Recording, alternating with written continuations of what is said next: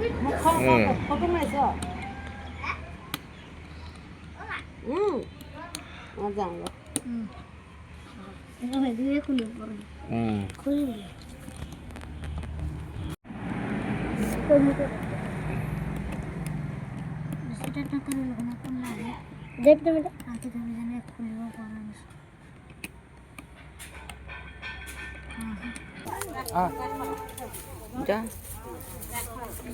এতিয়া মই দুটামান কথা কওঁ।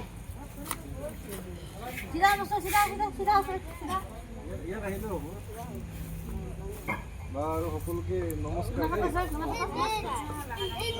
মোৰ নাম টিংকু পেগু, মোৰ ঘৰ ঢকুৱাখানা।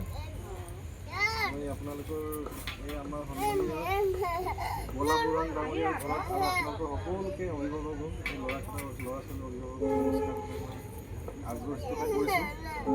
ফ্ৰী টিউশ্যন আৰু গছপুলি বা তাৰপিছত এই কামটো কিয় কৰিছোঁ এইটো কোনো কথা নাই। মই নিজে নিজে মাজে সময়ে গৈ এনেকৈ ল'ৰা ছোৱালীক ফ্ৰী টিউশ্যন ইলেক্ট্ৰিকেলৰ কাম ওলালে মাজে সময়ে এনেকৈ আহি থাকিম।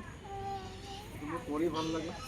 ভৱিষ্যতে তেওঁলোকক এক্সট্ৰা টিউশ্যন দিব নালাগে। মই ইয়াত থকালৈকে এনেকৈ মাজে সময়ে আহি এইটো উঠাই লওঁ গছ পুলিটো আপুনি গছ পুলিটো দেউতাই ধৰক নাই হাতত ধৰক।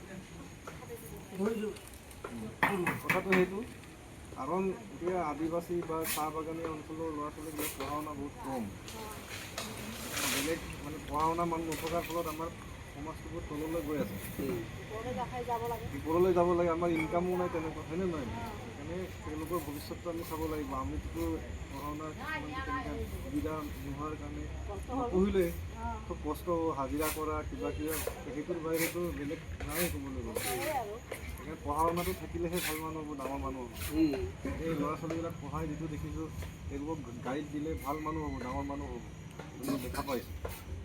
সেইকাৰণে সেইটো কথা। আৰু এই গছ আমলখি গছজোপা আপোনাৰ নামতে ৰুম, দেউতা গোলাপ বুৰাণ ডাঙৰীয়াৰ নামত। এতিয়া পৃথিৱীটো বহুত ডেঞ্জাৰ হৈ আছে। 6 মাহ পৰ্যন্ত হ'ল বৰষুণ নাই। গছ নথকাৰ কাৰণেই হৈছে। সেইকাৰণে গছ আমি কাটিব নালাগে। ল'ৰা ছোৱালীক বুজাব লাগিব গছ ৰুব লাগে, গছ এইটোৱে কাৰণ। সেইকাৰণে এই কামটো কৰিম আৰু ধুনীয়াকৈ আপুনি প্ৰতিপাল কৰি ডাঙৰ কৰিব। আপোনাৰ নামতে লগাম, ভাল লাগিব। সকলোৱে ফল মূল খাব পাব। গছ থাকিলেহে আমি জীয়াই থাকিম। সকলোৱে এতিয়াৰ পৰা মানে গছ পুলি ল'ৰা ছোৱালী ৰোৱাত তেওঁলোকৰ শিক্ষাটো দিব লাগে। আৰু সকলোৱে এটা পৰিয়ালৰ মানুহ বুলি ভাবি থাকিব লাগে, মিলি থাকিব লাগে। সেইটোৱে উদ্দেশ্য। আৰু ল'ৰা ছোৱালীবিলাক তোমালোকৰ উজ্জ্বল ভৱিষ্যত কামনা কৰোঁ। সকলোকে ধন্যবাদ জনাই আমি সেইকাৰণে মাতিছোঁ। আপোনালোকে কিবা ক'ব নেকি? বিশেষকৈ আপোনাৰ খুব আগ্ৰহ মা আছে, আপুনি মানে ল'ৰা ছোৱালীক গাইডেঞ্চ দিব জানে, কওকচোন কিবা এটা। মই ভাবোঁ ল'ৰা ছোৱালী এটা চবৰে ভাল লাগিব আৰু কথা শুনিব লাগিব, তেতিয়া ভাল হ'ব। আৰু মাক বাপেকক গাইড দিব লাগিব। অকল ল'ৰা ছোৱালীক যে গাইড দিব লাগিব যে পঢ়িব সেইটো কথা নহয়। ৰাতিপুৱা চাব লাগিব, একটা স্কুলত পঢ়াই চাব লাগিব আৰু ৰাতিও চাব লাগিব যে ল'ৰা ছোৱালী কি কৰিছে কি নাই। মাক বাপেকে এতিয়াতো বাৰু চাবই, কামটো বাৰু চবৰ থাকে। কামটো ৰাতিপুৱা ৰাতিলৈকে যোৱা কাম থাকে, কামটোতো বাৰু জীৱনত শেষ নহ'বই।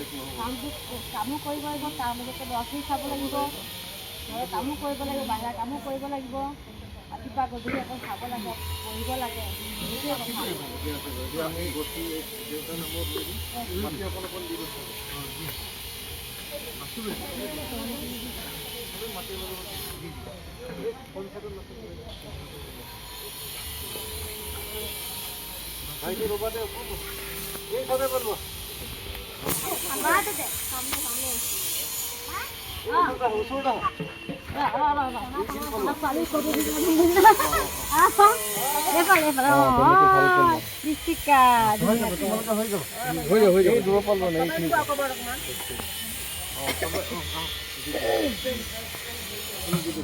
মই দিলো আমি দুটা শিকিব লাগিব। ঠিক আছে দেই, থেংক ইউ।